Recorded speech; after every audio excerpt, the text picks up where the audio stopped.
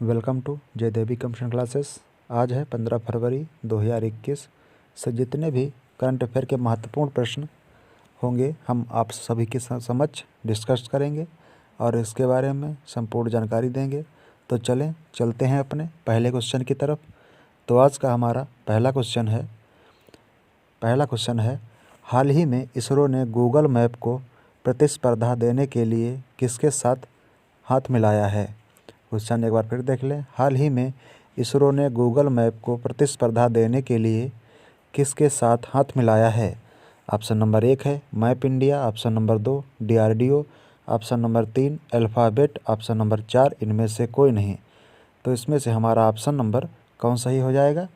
तो इसमें से हमारा ऑप्शन नंबर सही हो जाएगा ऑप्शन नंबर 1 मैप इंडिया के साथ हाल ही में इसरो गूगल मैप को प्रतिस्पर्धा देने के लिए हाथ मिलाया है। तो देख लेते हैं। भारतीय अंतरिक्ष अनुसंधान संगठन ने भारत में मैपिंग और अन्य स्थान आधारित सेवाओं को विकसित करने के लिए मैप इंडिया के साथ समझौता किया है, जिसका सुझाव मैप इंडिया व्यापक रूप से उपयोग किए जाने वाले गूगल मानचित्र और इसी तरह से उत्पादों के लिए एक विकल्प बन सकता है।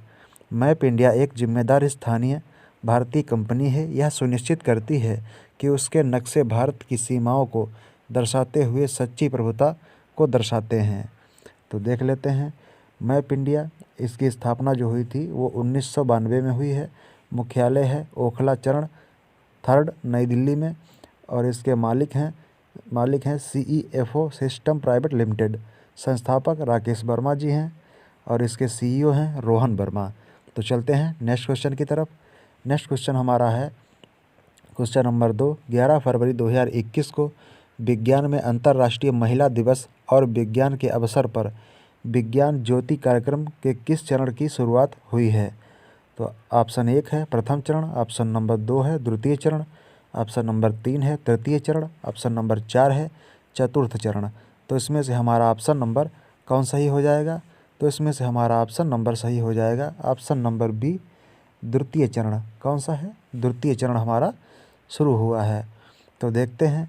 विज्ञान में 11 फरवरी 2021 को विज्ञान के अंतर्राष्ट्रीय दिवस के अवसर पर विज्ञान ज्योति कार्यक्रम का दूसरा चरण शुरू हुआ है, जो लड़कियों को विज्ञान में रुचि लेने के लिए MTM के करियर बनाने के लिए प्रोत्साहित करने के लिए कार्यक्रम को 50 और जोड़ देगा। देश भर में मौजूद 50 जिलों के लिए DTS द्वारा 2019 में विज्ञान ज्योति कार्यक्रम की शुरुआत की गई, ताकि छात्राओं को STEM क्षेत्रों में उच्च शिक्षा और करियर बनाने के लिए प्रेरित किया जा सके। विज्ञान ज्योति कार्यक्रम लड़कियों को विज्ञान में रुचि लेने के लिए और करियर बनाने के लिए प्रोत्साहित करने के लिए ये है। चलते हैं नेक्स्ट क्वेश्चन की तरफ। तो नेक्स्ट क्वेश्चन हमारा है उस भारतीय मूल के व्यक्ति का नाम बताइए जिसने हाल ही में संयुक्त राष्ट्र महासचिव के रूप में के लिए उम्मीदवार की घोषणा की है। तो क्वेश्चन फिर देख लें एक बार। भारतीय मूल के उस व्यक्ति का नाम बताइए जिसने हाल ही में संयुक्त राष्ट्र महासचिव के लिए उम्मीदवार की घोषणा की है। तो ऑप्शन नंबर 1 है मानसी जोशी, ऑप्शन नंबर 2 है गीता गोयल, ऑप्शन नंबर 3 है आकांक्षा अरोड़ा, ऑप्शन नंबर 4 है मोनिका शेरगिल। तो इसमें से हमारा ऑप्शन नंबर सही हो जाएगा ऑप्शन नंबर 3 क्या है? आकांक्षा अरोड़ा। कौन है? आकांक्षा अरोड़ा जी हैं, जिन्होंने संयुक्त राष्ट्र महासचिव के लिए उम्मीदवार की घोषणा की है। तो देख लेते हैं। आकांक्षा अरोड़ा संयुक्त राष्ट्र की एक कर्मचारी हैं।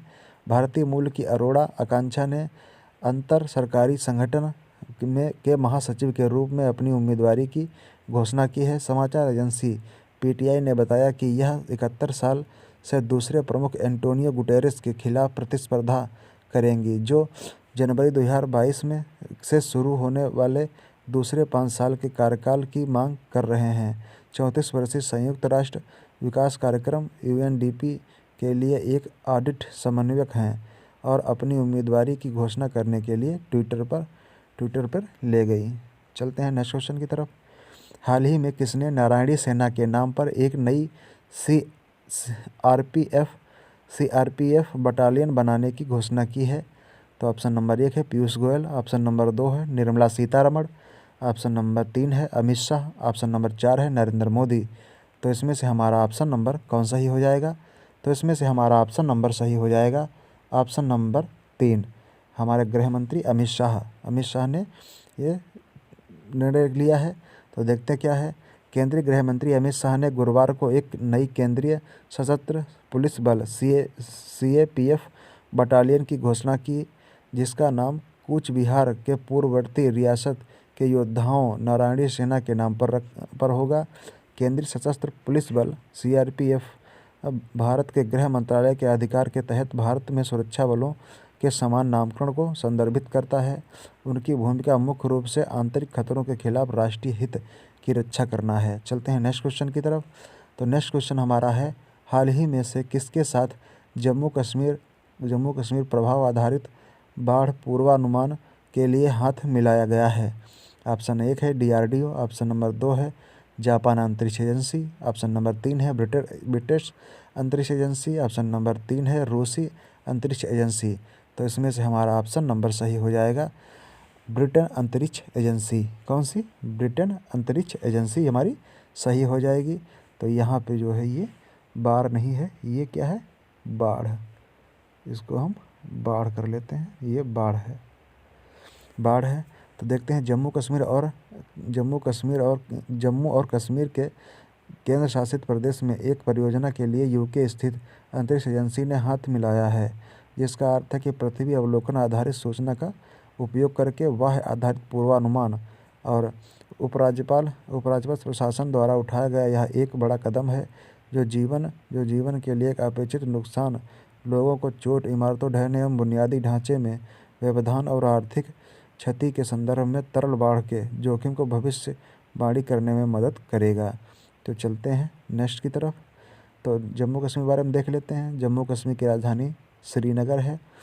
इसके उपराज्यपाल हैं मनोज सिन्हा और यहाँ में लोकसभा सीटें हैं 5, राज्यसभा में सीटें 4 और यहाँ का राष्ट्रीय उद्यान जो है वो कौन सा है?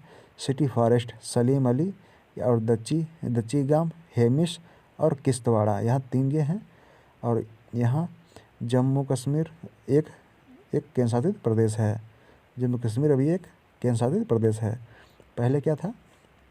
पहले ये अधिराज्य था। तो चलते हैं नेक्स्ट क्वेश्चन की तरफ। नेक्स्ट क्वेश्चन हमारा है, अंतर्राष्ट्रीय सौर संगठन का अगला महानिदेशक बनने के लिए कौन तैयार है?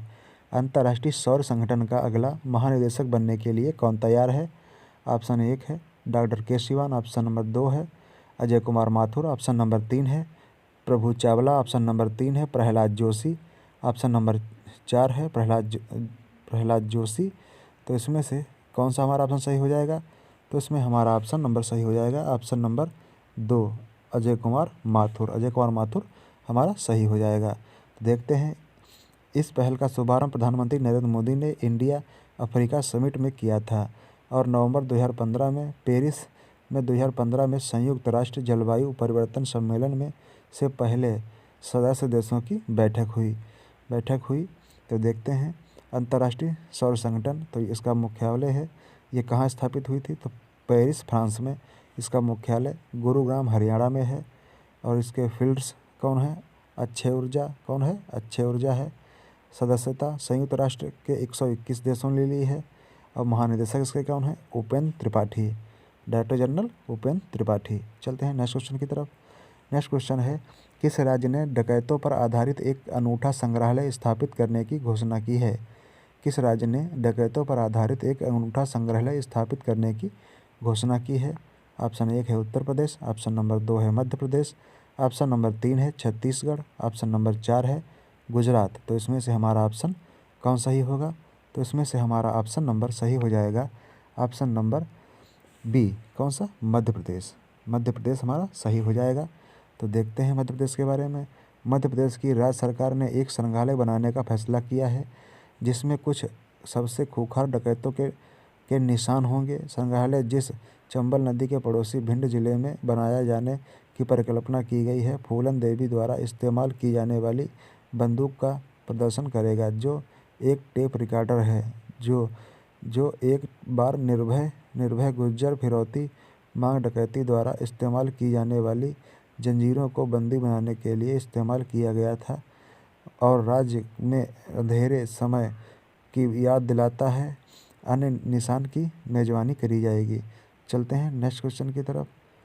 तो नेक्स्ट क्वेश्चन है, टेस्ला किस राज्य में अपनी इलेक्ट्रॉनिक कार निर्माण संयंत्रशाला स्थापित करने जा रहा है? टेस्ला किस राज्य में अपनी इलेक्ट्रॉनिक कार निर्माण संयंत्रशाला स्थापित करने जा रहा है? ऑप्शन 1 है कर्नाटक, ऑप्शन नंबर बी है महाराष्ट्र, ऑप्शन नंबर 3 है गुजरात, ऑप्शन नंबर 4 है आंध्र प्रदेश।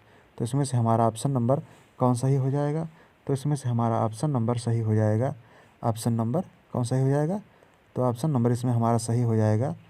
ऑप्शन नंबर हमारा सही हो जाएगा ए कर्नाटक।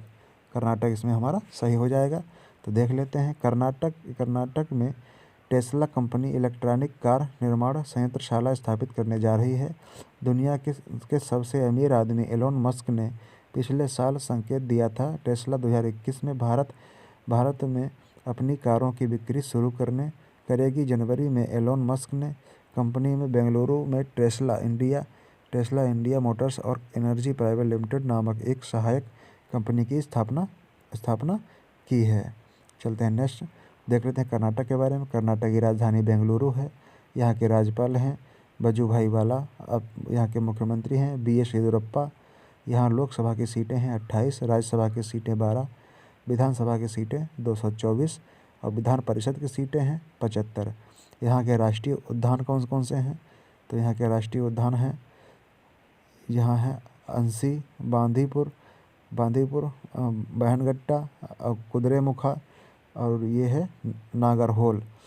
कौन से है? अंसी, बांदीपुर और बंदरेगुट्टा और कुद्रेमुख, नागरहोल, ये राजीव गांधी, ये हमारे राष्ट्रीय उद्यान हैं। चलते हैं नेक्स्ट क्वेश्चन की तरफ।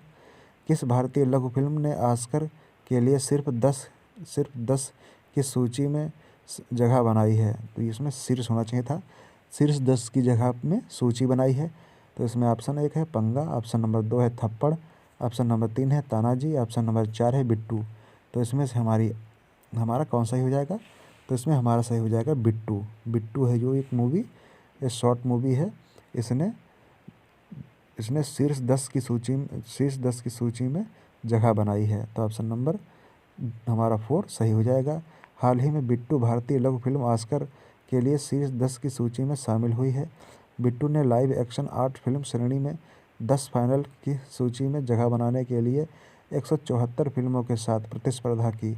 फिल्म को एकता कपूर, गुनीटे मोंगा और लेखक निर्देशक ताहिरा कश्यप खुराना द्वारा बैनर इंडियन वुमेन राइजिंग के तहत प्रस्तुत किया गया है। सिनेमा सामूहिक का उद्देश्य भारतीय महिला प्रतिस्पर्धाओं की खोज करना और उन्हें प्रोत्साहित करना है। बिट्टू को लड़कियों के बीच घनिष्ठ मित्रता के बारे में एक सच्ची कहानी है जो एक दुर्घटना के ग्रहण किया है। फिल्म ग्रामीण भारत में सेट है और 2 छोटी लड़कियों और उनकी दोस्ती की कहानी के आपस में घूमती हैं। चलती है नेक्स्ट क्वेश्चन की तरफ।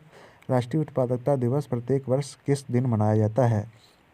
राष्ट्रीय उत्पादकता दिवस प्रत्येक वर्ष किस दिन मनाया जाता है? ऑप्शन 1 है 10 फरवरी, ऑप्शन नंबर 2 है 11 फरवरी, ऑप्शन नंबर 3 है 12 फरवरी, ऑप्शन नंबर 4 है 13 फरवरी। तो इसमें हमारा ऑप्शन नंबर सही हो जाएगा, ऑप्शन नंबर 3 12 फरवरी हमारा सही हो जाएगा। तो देखते हैं, राष्ट्रीय उत्पादकता दिवस हर साल 12 फरवरी को मनाया जाता है।